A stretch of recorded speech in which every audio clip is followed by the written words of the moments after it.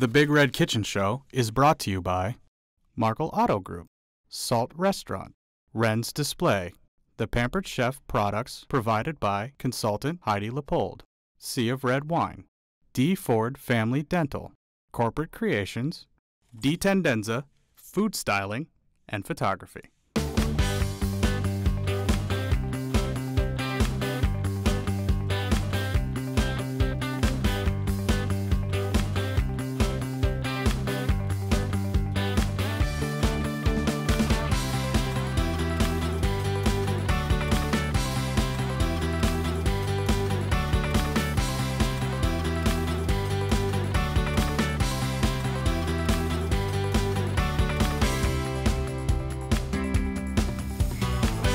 Hello and welcome to the Big Red Kitchen Show, the show about former Nebraska football players who love to cook. Big guys who are comfortable in the kitchen, who don't mind getting out a pot or a pan and whipping up something for family and friends. On today's show, we're going to be featuring not one, but two former Nebraska football players. We're going to find out where they've been and what they've been doing since they left the University of Nebraska. We're going to find out what their favorite dish is to fix up together. We're also going to be doing a little kitchen demonstration, a little time-saving tip for you. Plus, we'll be introducing an amazing beverage pairing that will really enhance today's featured dish. I'm Sherry Potter, and I'm a former nothing. I am a professional food stylist and food photographer, and I love trying out new recipes in my kitchen. And today was one of my special favorites because my background is Italian, and we're going to be cooking up some Italian meatballs. I think you're really going to love them. But before we do that, I'd like to introduce you to my very lovely co-host, Angela. Thank you so much, Sherry. Hi, everyone. I'm Angela Waltman, and I'm the creator of Big Red Recipes, which is a cookbook featuring all former Nebraska football players. And one of the things I loved most about putting Big Red Recipes together is finding out the stories that the guys had when they submitted their recipes. And one thing that really came out to me was the family stories. The fathers and sons who like to cook together in the kitchen, the guys who brought their kids in, remembering grandma's potato salad. It was really all about what cooking is, and that's bringing together friends and family. And that's really what our show is about today. But before we talk about that a little more, I'd like to talk about the book just a little bit more. Big Red Recipes, www.bigredrecipes.com. Please go take a look. You can find out about all of our players who are featured in the book, find out about the charities that they support, and then on the website you can also find out more about their backstory. Why did they choose the charity? Why did they choose the recipe? It's really a nice book that we put together, and we're really excited to have this show so we can introduce you to some of the players in person. Sure. So today we have Joey and Tony Felici. Yes, I'm so excited. I am too. Father and son, both of them played for the Cornhuskers, so that's going to be an exciting story. And they're featuring their meatballs, which we've tried. They're delicious. Yes. But you know what? I don't think we should tell you any more about Joey and Tony. We're going to first bring on Tony and see what he's been doing since he's played. Perfect. Tony? Hi there. Thanks so much for coming on. Very good. Hey, good to see you. Welcome to the show. The big show. The big show. The Big Red Kitchen Show. Yes. So Tony, tell us a little bit about the years that you played and the position you played and the coach you played under. I played under Coach Tom Osborne. My last year was 1982. I was a defensive end. I was a walk-on out of Omaha Central. My son Joey was a walk-on from Miller South. Started a couple years and had a great time down there. Awesome. So walk-ons, I think that's such a neat story that's really maybe not unique to our program, but definitely gets a lot of press with our program. So tell me a little bit about why you wanted to walk on to Nebraska. Were you recruited elsewhere? Did you have other options? Not really. Some smaller schools I inquired about playing. After high school, I really didn't have any plan as far as playing college football. Ran into an offensive line coach, Cletus Fisher, and ran into him a few times at the racetrack where I worked at Exarban, and ran into a few guys that were going to go down to school down in Lincoln and decided I'd give it a shot, and everything worked out pretty good. That's awesome. Awesome. So tell us a little bit, you graduated, didn't go on to play football. Tell us a little bit about where your career went after you graduated. Right now, busy. I'm in the automobile business. I wholesale cars. I have my own dealer's license. I've been doing that for quite some time. Been staying busy. Married going on 28 years. My wife Dee. We have 3 kids. All just recently graduated. I have a daughter down in Kansas City that's a nurse, Stephanie, and then my middle daughter Brittany is a preschool teacher up in Elkhorn, which is getting married here coming in December, and so busy on that. And then of course my son Joey just graduated last December down at UNL. Awesome. So I've always wondered, you played football, you have a son, do you kind of groom them to play football too? Yeah, do you I'm curious about that too. Do you see Like, what they're leaning towards? How did that work? Actually, I was a little different. All of our kids, if they wanted to do sports, great. If they didn't, great. I wasn't. The only thing, my only rule was no baseball, because I was not going to take any of them to 80 games. And so any other sport, I was good with that. But no, Joey, he decided to do that all on his own. He looked at a couple of small colleges, and my only advice was kind of like Mike Caputo probably told you, is that a lot of these kids, they look at it, if they want to continue and put all the work in, you might as well try a Division I program. Yep. So did you encourage him to be a Husker, or did you encourage him to look all over and see what his options were? Actually, when he was younger, he was an Oklahoma fan. And most of his apparel that my mom and other people had given was Oklahoma stuff. And then somewhere along the way, he decided to give Nebraska a shot. Well, now that the cat's out of the bag about him being an Oklahoma fan, I don't know. I think we should bring him on. What do you think? Sounds good. All right, Joey. Hey, how's it going? Very good. Thanks so much for coming on. Joey. Good to see you. Good to see you. Good to see you too. So, if you guys step forward a little, Yeah. tell me how you changed from an Oklahoma fan to a Husker fan and then went on to play for us. Yeah, definitely. Growing up in Omaha and with him playing, yeah, everybody was all Nebraska, Nebraska, Nebraska. I was a big Adrian Peterson fan, seeing him run the football, Jason White, quarterback. They just really, I love their offense and what they're doing. I played running back all growing up. I loved offense, so it kind of drew me in. Yep. So you decided to change, huh? Yeah. So what was it like growing up with a dad who played for the Huskers? That had to be a pretty big deal here in Nebraska. Yeah, it was awesome, but kind of like alluding to what he said, he never was really like so pushy about playing one sport. He made the joke about baseball and stuff, but he let us all try anything we wanted to try. So that's a testament to letting him, don't say you have to stick to one thing. So I was always playing basketball, running track, running around. So it was awesome. Yeah. Well, good. So the years you played and the position you played, tell me a little bit about that and the coach you played under. Yeah, so I played from 2011 to 2014 under Coach Bo Pelini. Okay.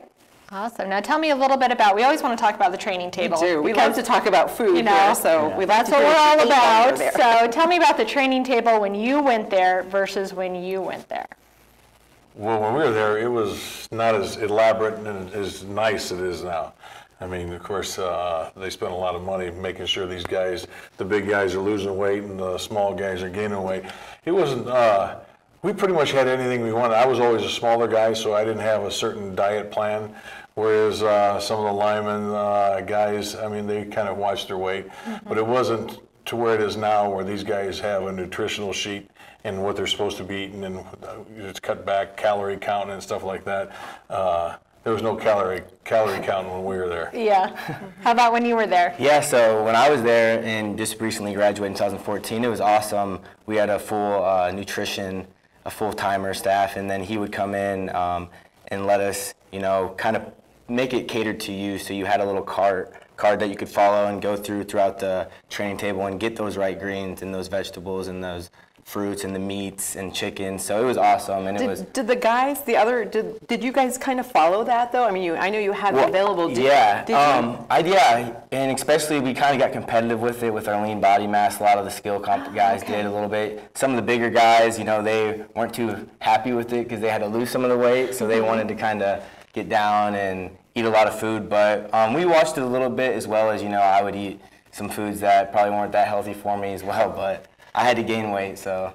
Okay. And these guys, they've got all the supplements, and I've gone to some practices when Joey was down there, and after practice, they'll be drinking pickle juice and all this other stuff. Proteins. And when I was there, the pickle juice we had was for probably a happy hour at P.O. Pears and a mixed drink or something like that. That's where we get our supplements from. But it's totally different. I mean, even during practice, all the Gatorade and all the shakes and stuff that they have, Yeah, they definitely take advantage of the resources, and that's a testament to the university and kind of having that ultimate competitive advantage. So. Yeah, absolutely. So we always like to talk about the charity aspect of the book, and you guys chose SAVE. Can you tell me a little bit about that organization? SAVE is, stands for Student Athletes Education. There's a V in there. Well, values and education. And what it is a mentoring program that Tony Urban started a while back. I'm on the board, and they give kids a little boost if they need to pay for student fees at high schools. And they also have a mentoring program to help them with their academics. They have a program right now down at Creighton University, and they're just starting a program at UNO also.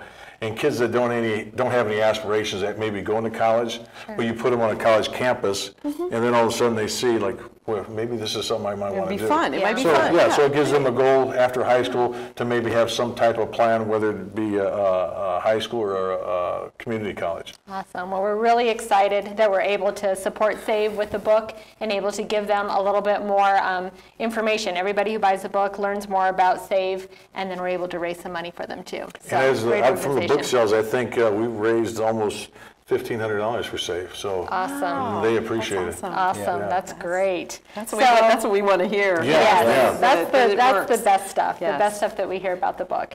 So Meatballs, obviously Felici, very Italian. Were meatballs a staple growing up? Yeah, you know, growing up in Omaha, we grew up on a lot of pizza and like at Orsi's, La Casa's, and also kind of making at home, making meatballs and pasta. So Italian sausage was awesome too. So we ate a lot of Italian food growing up. So kind of an easy pick for your recipe. Very easy. Awesome. And Now, are you full Italian?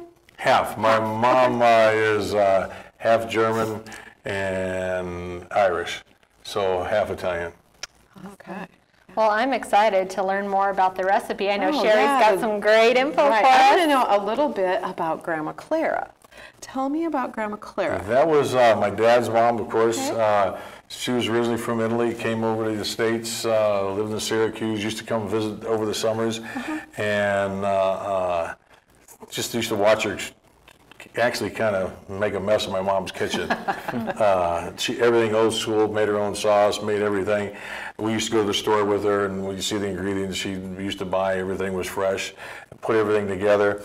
And then, like I said, the worst part, the kitchen was a disaster. Oh, yes. Never trust a clean cook. That's right. You should have seen my kitchen today. Oh, okay. It really was a mess. So yes, I get Grandma Clara. So that's good to know. And I like what you said about the fresh ingredients, because that was my favorite part of this recipe is, you know, fresh oregano, fresh parsley, which I had learned from my mom that a lot of times these ladies had little herb gardens that they would grow in their home. So they had it kind of year round, and they would snip off of it. You know, and that's why they probably had those fresh ingredients available. So, but today we are going to be talking about the base of this recipe is a rump roast, a ground rump roast. And when I read that, I'm like, my goodness, where do you get ground up rump? And so it really was, you know. And then I thought, well, how about if I just substitute something else, you know, maybe not something ground, not a rump roast. I'm just going to go to the store. And then it started me thinking, was Grandma Clara is that the right ingredient, or is just plain old chuck, you know, ground chuck just as good? You know, because a lot of our young cooks nowadays, you tell them they got to grind up a rump. That's not, yeah. Yeah, when you go to a butcher and you ask them to do that, they look at you, you're crazy. But I just remember when my grandma used to say, and the butcher used to look at him like, you know, we have ground hamburger, and she was adamant that it was going to be a roast. I think she just wanted to make sure she saw it, so she knew what she was getting. So it wasn't wild animal or right, it wasn't squirrel or something like that. Yeah. Well, I thought I was going to have the two of you do a little taste test, because on our show we like taste tests, demonstration. We like to have a little interactivity. She usually likes blindfolds. So you're lucky I'm not having. Sometimes I have had Angela blindfold people. So what we do is we let our viewers at home know what you're tasting, but you all don't get to know. So I've made up two different meatballs here. And one of them is made out of ground chuck, and the other is a ground rump. This is pass or fail, so. Okay. Yeah, so I just wanted to see if tell by the the two of looks. you could distinguish between the two, if there was any difference. Because if any of viewers at home would know that, yeah, I guess I could just go out and buy some, like ground chuck. I wouldn't recommend on this recipe going out and buying 70-30 chub hamburger Right. because it'd be too greasy. But ground chuck is usually somewhat lean. This was an 80-20 mixture. So anyway, so I'm going to get you guys a couple forks, and then we're going to have you decide. So we have 2 cards here, and you can just hold up which one you think it is. So Joey, I'm going to have you taste it first. You can taste one and, kind of. I can tell by the looks, kind of. Can you tell by the looks? Okay. You need a little. Dude. Just put the whole thing in your mouth. Put the whole thing. Do you want- You can just set it right back. Set it back in there. Yeah. They're family. They're family. You want the other half of that one? Same fork? We'll give you a different fork. All right, and we'll kind of chew that up a little bit, Going see for what a you new see what you meatball. think. Okay, and I'll have you taste the other one. You need a palate cleanser. I know. Get the drink out. That's a palate killer. That's pretty strong. He didn't moan or groan. I know, so he's nodding. I think he knows. They must not be too bad. It is such a great recipe. I can tell Angela didn't make either one of these. I'm making the drink, so watch out. She's doing the drink. She's really good at drinks. Okay, so you can pick either, and we have 2 things you can pick from ground chuck or ground rump. So Do they have to agree, or do they? get to no, make you their guys own can options? pick whichever one. But which one is this, and which one is that? I'm saying this one's the rump roast. That's the rump roast. That's They're agreed. So you agreed? Rump roast. Okay, Angela, look at the little placard behind there. Bum, bum. Let's see. They are correct. You guys are so The good. rump roast one is always a little softer. yeah. Now And we that don't one's- have to and kill the ground you. chuck was a little dry. There you go. That one was a lot drier than that. And I made them identically, the very same way. We simmered them the same amount of time. So worth it to get the good ingredients. Worth it, yes. So that being said, what are we going to do? Because Grandma told us that the rump roast was the best. So we're going to have one of you guys cut up a little bit of rump for us, because we're going to show how to make Okay. a little homemade ground beef. He just gets right in there, huh? He's just switching you out. I don't know how to do Give this. me about eight cubes, 1-inch cubes off of that. Okay. Because if you go to the grocery store, a lot of times you can find a rump roast. They're fairly inexpensive. Actually, they're sometimes much cheaper even than a hamburger. I have a You dumb know. question, Sherry. Sure. Is the rump roast actually from the rump of the cow? Well, it's the large muscle of the cow. Yeah, the back. The back So it is. quarter. Yes. So it is, okay. Yeah. So just in like 1-inch cubes. Cubes? Okay. Yeah. Give me about. How many do you want? Am I doing that right? Yeah. Take these in a half. Those are of too them. big? Yeah, half of them. We want some big meatballs, nice juicy Yes. meatball. Oh, because you're gonna. Okay. We're gonna grind these up. So if you give me, maybe cut them down one more time. That's all we'll need for you. So then, once you've cut these into small chunks, and a lot of times you can just go to the grocery store and get stew meat to do this. Stew meat Yeah. is basically the same thing. It's rump roast? It is a tough cut of meat. It is, yeah. And you need to cook it for a long time. And what Grandma Clara knew is that she was going to have this simmering away for 2 to 3 hours.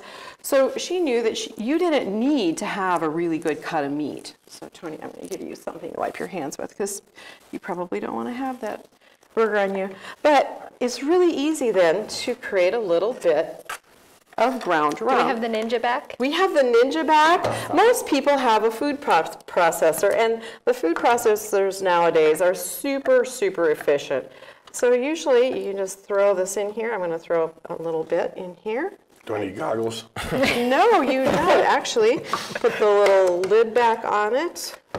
We always have trouble with this We thing. kind of do, because I'm at an odd angle to get the lid back on. There you go.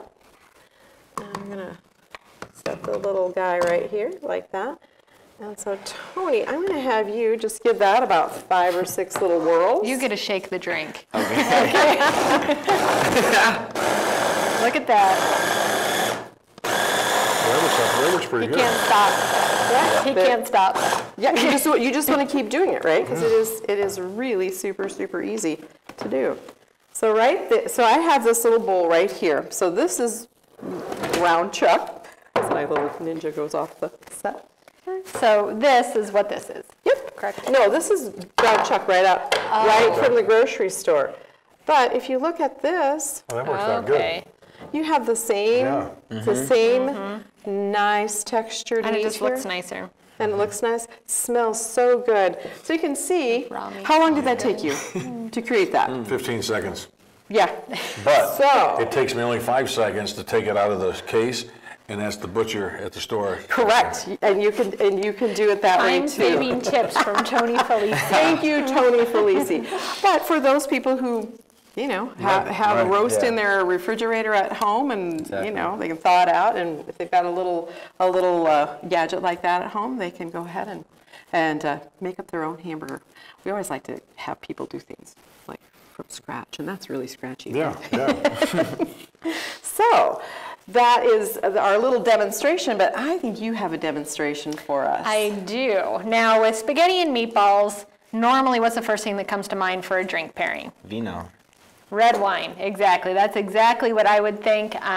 But John at Salt has something a little bit different for us because we did have some red wine on the last show, so he wanted to change it up a little. John loves his shaker drinks. So what he has for us today is a ginger drop, which is kind of a strong martini is what we're going with. So while red wine definitely goes good with Italian food, especially some Sea of Red Wine, who is one of our sponsors, today we are going to talk about the ginger drop. So I'm going to do my best to make this drink without embarrassing myself or others, but no guarantees. So what we have is a ginger vodka mix. So John loves his vodka. This time we're doing ginger. We also have a little bit of sour mix, a little bit of syrup. Then we have some mint leaves that are torn up and put in there. And then we have some fresh lemon slices, which I will use to rim the glasses. And then we have pickled ginger in here. So it's a very gingery drink. Hopefully you guys like ginger because this is very gingery. So I'm going The to... pickle stuff for the training. After There the you practice. go. So there's some- yeah. You guys can go play after this, there right? you All right. Now we have it in the shaker. I'm going to have you shake it up. Watch out because it Tends leaks. to I think leak. it's It's just a- when I do it. Kind of a leaky little process. Perfect. Now there should be ice in there when you shake up your drink. That's right, but the ice melted. We don't The have ice any just ice melted today. off. But really what the shaker is for cooling the drink without watering it down, because then you can pour it right out, strain out the big ingredients so that won't come out. And then you strain out the ice too, so it's very cold, but it's not chunky. So what we're going to do here, John wanted me to rim just half of the glasses with sugar. It's pretty that way. Because it's pretty, and he also wanted you to, and apparently put some seeds in there. Oh. Because he wanted our guests to taste it with the sugar and without, and also give you an option if you didn't want all the sweetness that you could drink from the other side of it. So we're putting that on there. Dipping our glasses in the sugar. Maybe. Oh, you did it so well. Thank you. I still have one more to go. Don't jinx me. Okay. Okay, looking good. And then we're I going think by the time to- we're done with this show, Angela's going to be able to start her career as a bartender. Yeah, my mixologist. dream. My Or dream. mixologist. There we go. Yes. All right, and then we're going to garnish it with some candied ginger. So it's just ginger all over the place. And by garnish, that's my garnish. There you Plop go. it right in there. Plop it right in there. All right, guys. Dainty little Ladies first. glasses. We just have You two are today getting them. we have just drinks for How do I our know what's guests. really in there? You don't. You have to trust us. Wow. That's such a good line. And while you do that, I'm going to put a little bit of our spaghetti in the bowl here, and Look at how pretty that is. What do you guys think? That's good. Is A it little good? boozy. Well, Is it is boozy? booze. It is booze. It is Wow. booze. Do you try it with the sugar and without? Which one's better? The sugar, I think. Cuts the tartness Bite, a little? yeah. Yeah, that's a little. You're asking for more? Is that what you're saying? And now we can see how it pairs with our actual recipe. So we actually have a You never know how food is going to change the We have a little share bowl here. Sometimes we have a small set, so go ahead and have a little taste of our dish. Oh, See how she did with You already Claire's had the meatballs. meatballs, so you've had them before. Now these are made with the rump roast, so Okay. you will like them. I thought they were really, really good. But I love the freshness of this dish. It is so fresh. It's Very good. The You did fresh a great job. Thanks, Tony. I Very good. appreciate it. Yeah, the fresh oregano, fresh parsley, fresh Good chopped job. garlic, That was great. all the ingredients in there, and then you just simmer them up. You simmer it for, well, I did this one, where you have to, you saute them first and then you First, put them okay. in, because I like my meatballs not mushy, Yeah. a little more firm. But I like that on the recipe that you put both those methods in there, because I think that's helpful. I think people like to know, which way. So it's cool. And the fresh cheese always, that's one of the The key. fresh, a little Parmesan cheese on the top. Always a Yeah. perfect garnish. Yeah. So these guys, again, cooking in the kitchen is what, this book is all about, bringing people together, bringing families together, bringing friends together. Please go look at bigredrecipes.com. You can see some other pictures of you guys in the kitchen together that didn't appear in the book, as well as some more information on their charity, and you can find out about all of our 45 players that are featured in Big Red Recipes. So please, www.bigredrecipes.com. Go take a look, buy yourself a copy of the book. Makes a great holiday gift. It does. It does. Now, one of the things you don't really mention is that every recipe has a color photo, and a lot of people like to know that when they buy a recipe book. And they're beautiful color photos. Had a professional food photographer take a lot of our photos for us. They're gorgeous. I hate it when I buy a cookbook and there's no picture of the recipe. It doesn't mean anything to me. love it. So a picture of the recipe is extremely important. Our book, picture with every single recipe. Exactly. And with this being the 11th episode, Yes, this we is are. probably your favorite? Yes, Yeah. this is. Absolutely. Well, folks, we are running out of time here. We've had so much fun with the guys today. Hey, if you have seen a former Nebraska football player in the kitchen somewhere and you'd like to see him on the show, or maybe you have a kitchen gadget you'd like to see demonstrated, email us at theshow@bigredrecipes.com and we'll get right back to you. I want to give a big thank you to the production crew who's out there filming this. Without them, we wouldn't have a show. And I want to thank our wonderful guest. Tony, thank you for coming. Thanks for having us. Thank you, Joey. Thank you for So having me. nice to Yeah. meet you. The Big Red Kitchen Show was brought to you by Markle Auto Group, Salt Restaurant, Wren's Display, The Pampered Chef products provided by consultant Heidi Leopold, Sea of Red Wine, D. Ford Family Dental, Corporate Creations, D. Tendenza Food Styling, and Photography.